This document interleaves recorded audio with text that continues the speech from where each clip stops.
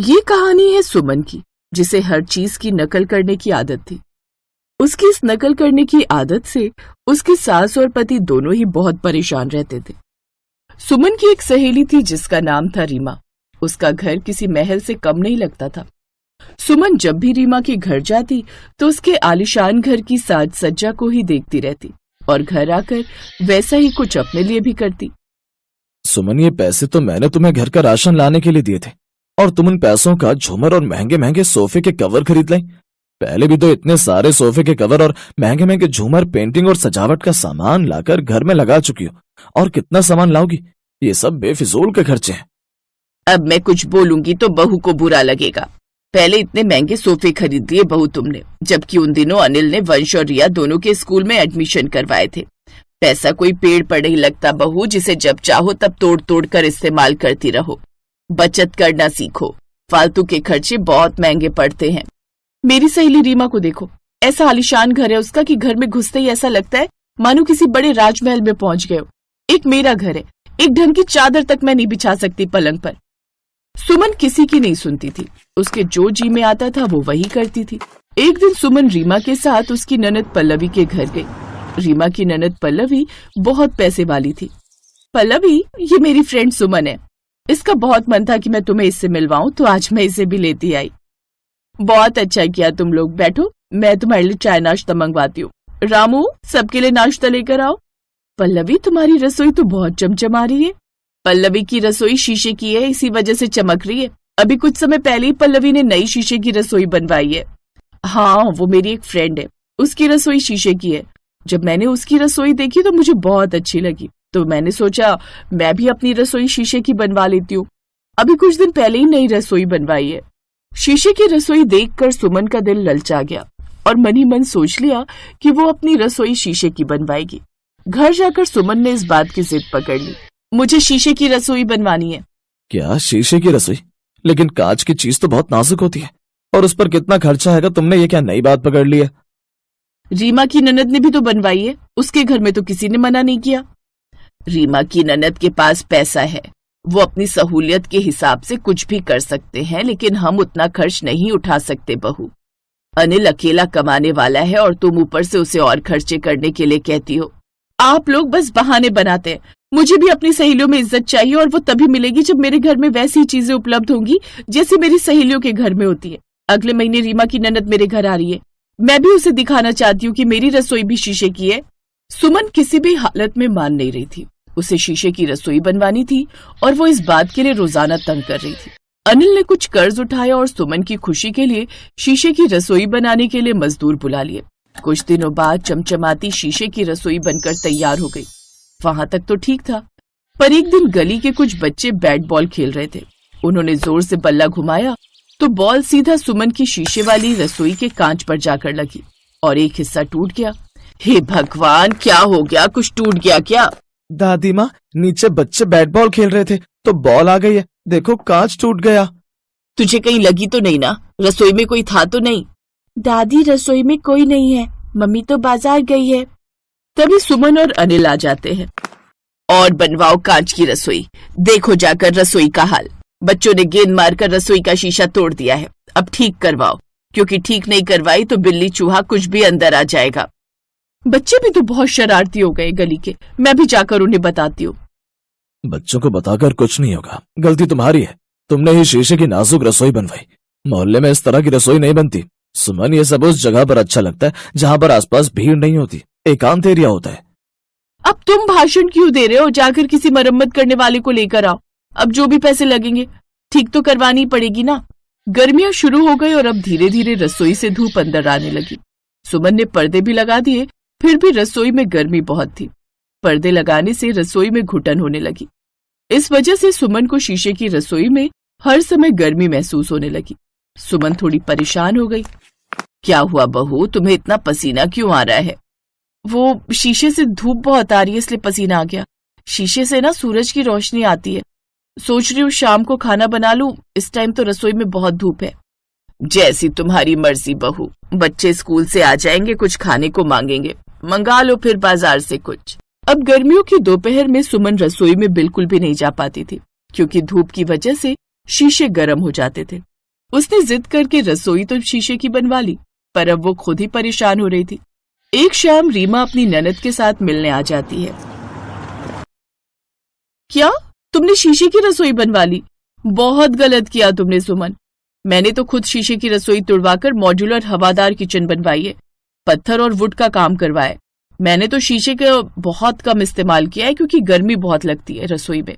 मैंने तो शौक में बनवा ली थी पर बाद में परेशान हो गई थी, पिछले महीने ही तुड़वा दी। अब तो नई बन गई है, देखना तुम आकर, मेरी नई किचन बहुत सुंदर है। रीमा की ननद पल्लवी की बात सुनकर सुमन का चेहरा उतर गया और उसे उस दिन एहसास हुआ कि सचमुच नकल करके उसे कुछ नहीं मिला, बल्कि नकल करके शीशे की रसोई बनाकर आज वो खुद ही पछता रही है। अनिल बहुत अच्छे स्वभाव का था। वो सुमन की बहुत रिस्पेक्ट करता था और उसे प्यार भी बहुत करता था।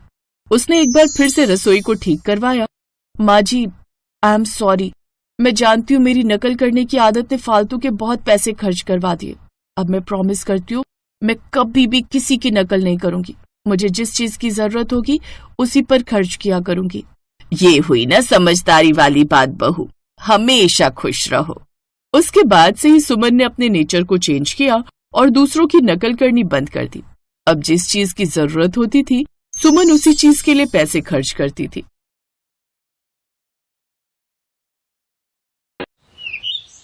शीशे के सामने खड़ी 14 साल की सगुन रानी की तरह सर पर चुनरी डाले और ढेर सारे नकली गहने पहनकर खड़ी थी। तभी उसका पिता खेत से घर आता है। अरे वाह, मेरी रानी बिटिया कितनी प्यारी लग रही है। बाबा देखना, एक दिन आपकी ये रानी बिटिया भी ना बड़े से महलों की रानी बनेगी। हाँ हाँ, मेरी रानी बेटी जरूर एक दिन बड़े घर की रानी बनेगी। बिल्कुल राजकुमार जैसा दूल्हा मिलेगा इसे। हाँ हाँ, हम अपनी रानी बिटिया के लिए ऐसा ही राजकुमार ढूंढेंगे। शगुन के बाबा एक किसान थे जो खेती बाड़ी का काम करते थे। शगुन की बचपन से ही ख्वाहिश थी कि उसकी शादी एक बड़े घर में हो, जहाँ सब कुछ सोने से भरा हुआ हो गई। अब शगुन को ना चाहते हुए भी घर के सारे काम करने पड़ते, खेती बाड़ी से लेकर गौशाला तक के। एक रोज उनके गांव में मुखिया की बेटी की शादी थी। शगुन भी उस शादी में गई थी, जहाँ एक अमीर घर के लड़के निखिल की नजर उस पर गई। आओ, ये लड़की तो कितनी खूबसूरत है। अगर मेरी शादी इससे हो जाए तो लाइफ सेट हो जाएगी। क्या बात है बेटा, तुझे लड़की पसंद आई? हाँ पापा, वो। तभी वहाँ मनोहर भी आ जाता है। शगुन बिटिया, चलो अब घर चलते हैं, बहुत देर हो गई। मनोहर तू? धनंजय मेरे दोस्त, कैसे हो तुम? बड़े सालों बाद लौटा है अपने गांव। हाँ, तू तो शहर में जाकर वहीं का होकर रह गया। क्या करूं दोस्त, काम में इतना उलझ गया कि वापस लौटने का मौका ही नहीं लगा। तू तो कितना बूढ़ा हो गया रे मनोहर। गरीबी इंसान को वक्त से पहले बूढ़ा कर देती है दोस्त, लेकिन तू तो अभी भी वैसा ही है, एकदम फिट। बस टकलू हो गया, बाल उड़ गए तेरे। दोनों दोस्त उस रोज खूब बातें करते हैं। निखिल और शगुन भी चोरी छुपे एक दूसरे को देखे जा रहे थे। वो मनी मन एक दूसरे को पसंद करने लगते हैं, लेकिन धनंजय और मनोहर ये बात समझ जाते हैं। लगता है मनोहर, अब हमारी दोस्ती को रिश्तेदारी में बदलने का समय आ गया है। तो क्या तुम इस गरीब की बेटी को अपने घर की बहू बनाओगे? दोस्ती यारी में अमीरी गरीबी कुछ नहीं होती दोस्त। और मैं पहले भी किसान ही था, तो वो शहर चला गया और खुद का काम शुरू किया तो किस्मत चमक गई। मैं जाकर तेरी भाभी से इस बारे में बात करता हूँ, फिर जल्द ही शगुन बिटिया को अपने घर की बहू बनाकर ले जाएंगे। ये वादा है मेरा। ये वादा कर धनंजय वहां से चला गया। उसने घर जाकर अपनी पत्नी से इस बारे में बात की, लेकिन गरीब घर की लड़की को बहू बनाने के लिए वो बिल्कुल भी तैयार नहीं हुई। कुछ दिन बाद खबर आई कि मनोहर भी इस दुनिया से चला गया। ये खबर मिलते ही धनंजय निखिल के साथ गांव पहुंचा और अपने दोस्त का अंतिम संस्कार किया। लेकिन धनंजय ये बात अच्छे से जानता था कि उसकी पत्नी अब शगुन को अपने घर की बहू कभी नहीं बनने देगी, इसलिए उसने निखिल और शगुन की शादी करवा दी और शगुन को बहू बनाकर शहर ले आया। शगुन का बचपन का सपना पूरा हो गया और अब वो बड़े घर की बहू बन गई, लेकिन उसकी सास को वो पसंद नहीं थी। तुम अपने दोस्त की मैयत में गए थे या उस गरीब की बेटी को बहू बनाने? तमीज से बात करो और मिला। अब वो इस घर की बहू है। बड़ी बहू, जाओ अपनी देवरानी का गृह प्रवेश करवाओ। जी पापा जी। शगुन जब घर के अंदर आती है तो घर के अंदर रखी सोने की घड़ी, सोने का शोपीस देखकर हैरान रह जाती है। उधर उर्मिला गुस्से से भर जाती है। एक और गरीब लड़की आ गई मेरे घर में। पहले ये बड़ी बहू कम थी क्या जो एक और गरीब आ गई यहाँ? अपनी बकवास बंद करो और मिला। और ये मत भूलो मनोहर भी पैसे वाला ही था। वो तो उसके भाई ने उसके साथ धोखा किया और अब शगुन जो है जैसी है इस घर की बहू है। धनराज के समझाने पर गुस्से में उर्मिला वहां से चली जाती है। रात को शगुन अपने कमरे में जाती है। ये मेरी तरफ से गिफ्ट है। वो क्या है ना, सब कुछ इतनी जल्दी में हुआ कि मैं तुम्हें कोई गिफ्ट दे ही नहीं पाया। और हाँ, माँ की किसी भी बात का बुरा मत मानना। नहीं, माँ जी की किसी बात का मुझे बुरा नहीं लगा। उनका गुस्सा होना जायज है और आप चिंता मत कीजिए, मैं जल्द ही माँ जी के दिल में जगह बना लूंगी। और एक गरीब घर की लड़की ऐसे घर में आई है जहाँ हर चीज सोने की है, सोने के बर्तन, सोने का टेबल, सोने का बेड, हर चीज। तो थोड़ा वक्त तो माँ जी को लगेगा ना एक गरीब बहू को अपनाने में। शगुन अपने सोने से भरे ससुराल की चकाचौंध देखकर बहुत खुश होती है। अगले दिन, शगुन, आज आपकी मुंह दिखाई की रस्म है। ये लो, इस सोने की थाल में तुम्हारे लिए बहुत सारे सोने के गहने हैं। तुम इनको पहनकर तैयार हो जाना। कुछ ही देर में गेस्ट आते ही होंगे तुम्हारी मुंह दिखाई के लिए। इतने सारे गहने मेरे लिए जेठानी जी? सचमुच हम दोनों तो बड़ी ही किस्मत वाली हैं जो ऐसा सोने से भरा ससुराल हमें मिला है। शगुन, आज तुम ये चकाचौंध देखकर, अपने सोने की चीजों से भरे ससुराल को देखकर खुश हो, लेकिन आगे चलकर यही तुम्हारे दुख की वजह भी बनेगा। वाह, ये तो बड़े अच्छे घर में आ गई तू शगुन। यहाँ तो सब कुछ सोने का ही है, और अगर मैं वही अपने रिश्तेदारों के साथ रहती तो जिंदगी भर उनकी बातें ही सुनती रहती। हे राम, ये तो इतने सारे गहने हैं। इतने गहने पहनकर तो मैं थक ही जाऊंगी। ऐसा करती हूँ, ये सोने का सेट ही पहन लेती हूँ। ये रानी हार, कमरबंद, इतना सब तो मैं नहीं पहन पाऊंगी। बड़ी बहू, मैंने तुझे थाल भरकर गहने दिए थे छोटी बहू को देने के लिए, लेकिन तू इसे 4 गहने पकड़ा कर आ गई। और तू छोटी बहू, तेरी आंखों पर भी पर्दा पड़ा था क्या? तुझे दिखाई नहीं दिया कि हमारे घर में हर चीज सोने की बनी है, लेकिन फिर भी तू ये 2 गहने पहनकर आ गई।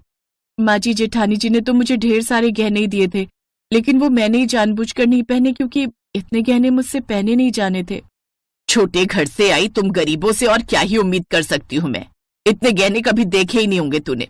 आज शाम को हमें मिस्टर मल्होत्रा के बेटे की शादी में जाना है। तुम दोनों शाम को सोने के सारे गहने पहनकर तैयार रहना, हम सब शादी में जाएंगे। जी माँ जी। शाम को वो सभी तैयार हो जाते हैं। वो सभी कार में बैठकर निकल पड़ते हैं, लेकिन रास्ते में काफी जाम था, जिसे देख उर्मिला अपने ड्राइवर से कहती है, ड्राइवर, गाड़ी काली पहाड़ी वाले मोड़ से ले चलो। लेकिन मैडम, रात को उस रास्ते पर जाना ठीक बात नहीं है। वो सुनसान जंगल वाला रास्ता है। हाँ माँ जी, मैंने भी सुना था वहाँ काफी लुटेरे रहते हैं। कुछ नहीं होगा, घबराओ मत। ड्राइवर, गाड़ी घुमाओ। उर्मिला के आगे किसी की नहीं चलती। ड्राइवर उस रास्ते से गाड़ी लेकर जाता है। कुछ दूरी पर सुनसान वाले रास्ते पर चलते हुए कुछ गुंडे उनकी गाड़ी रोककर खड़े हो जाते हैं और सबको गाड़ी से बाहर निकालते हैं। आज तो लगता है सोने का सारा शोरूम चलकर हमारे पास आया है। ए बुढ़िया, चल अपने सारे गहने निकाल और अपनी दोनों बहुओं को भी बोल। खबरदार जो मेरे गहनों को हाथ भी लगाए तो। माँ जी, ये इनसे बहसबाजी करने का समय नहीं है। अरे जान रहेगी तो गहने और भी बन जाएंगे। नहीं, मैं नहीं दूंगी। गुंडे उसे चाकू मार देते हैं। अब मुझे समझ आ गया है कि ज्यादा सोने में रहना और दिखावा करना कभी कभी कितना भारी पड़ सकता है। अब बहुओं में तुम्हें कभी नहीं बोलूंगी कि तुम इतने सारे गहने पहनो। अब जो तुम्हारे मन में आए वैसा ही पहनो, वही करो। अब तो मैं कभी इतने गहने ना पहनूं।